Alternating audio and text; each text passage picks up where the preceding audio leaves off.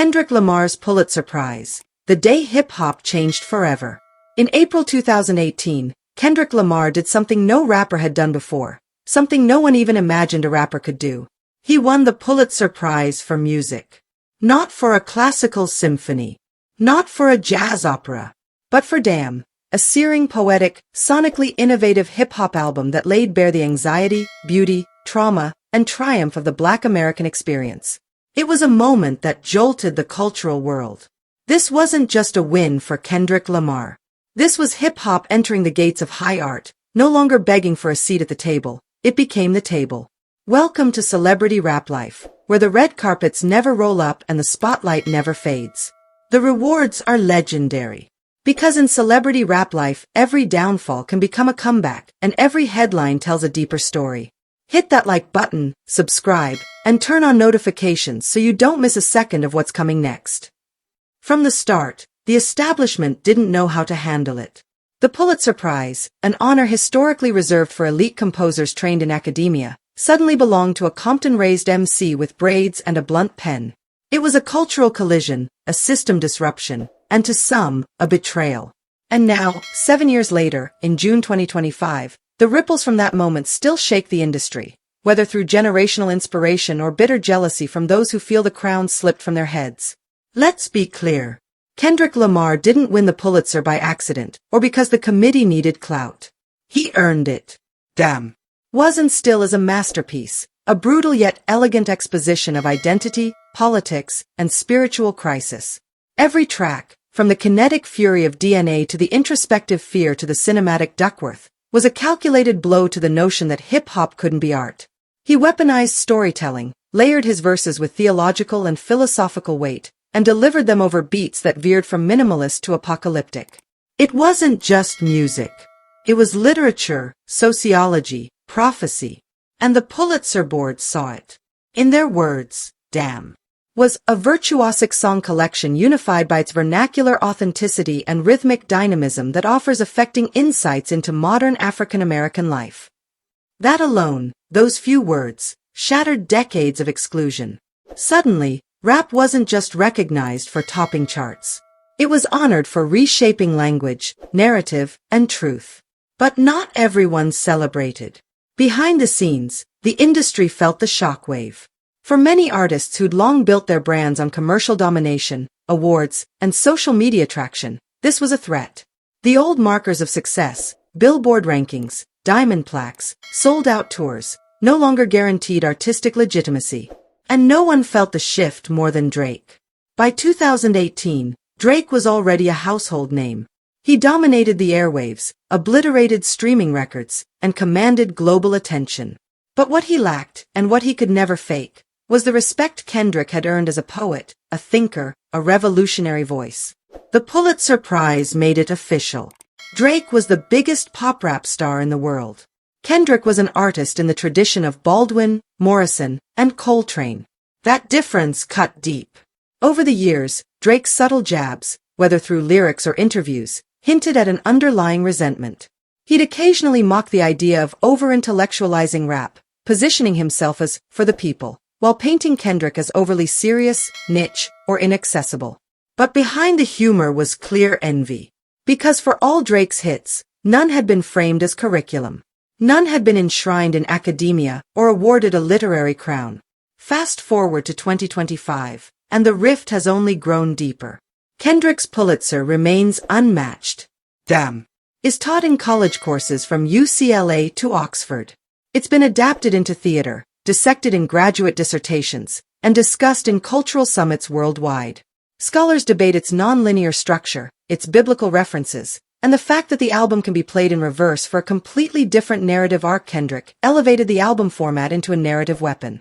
Meanwhile, Drake has spent the last few years juggling club anthems, awkward dance experiments, and feuds he never quite wins.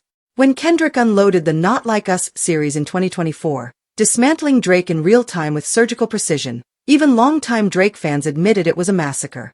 And quietly, those Pulitzer echoes returned, reminding the public of the difference between domination and distinction.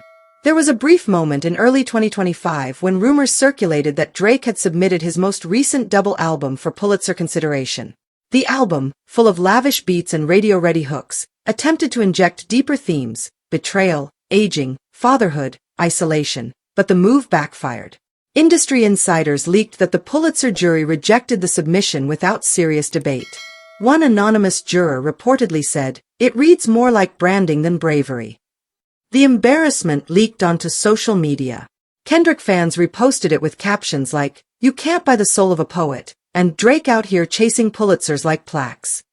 Drake's camp denied he ever submitted, but insiders in his label's PR wing revealed internal turmoil.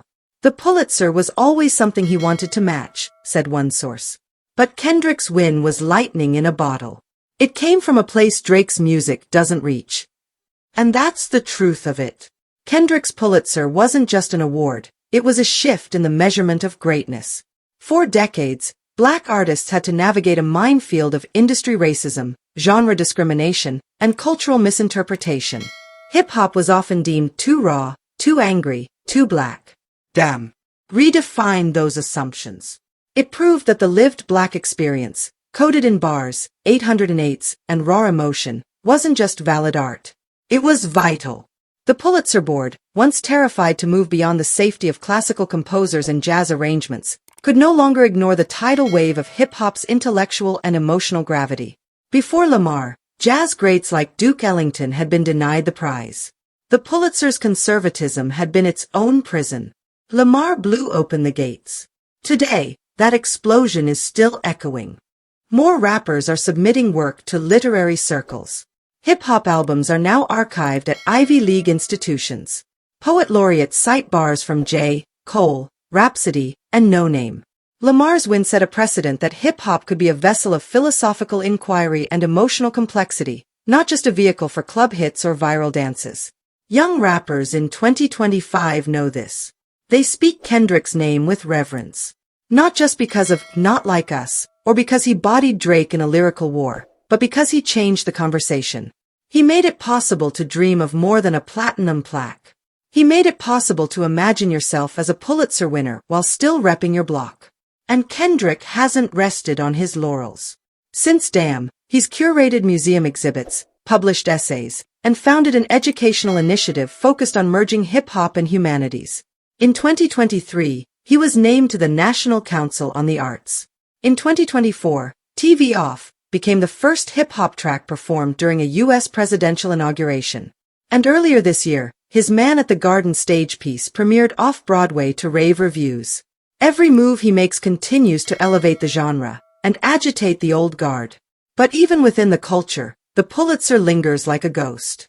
Artists have become more intentional. Albums are more thematic. Concepts matter. Structure matters. And while Kendrick remains the only hip-hop artist to win the Pulitzer, many believe it's only a matter of time before another joins him.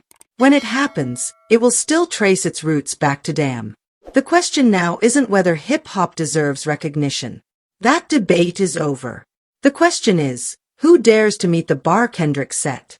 Drake, for all his commercial success, still fights a war with himself. His discography is heavy on quantity but increasingly light on meaning. He's released more songs since Damn than Kendrick, but none that changed the way people talk about life, death, race, or love. None that made you press pause and reconsider the world.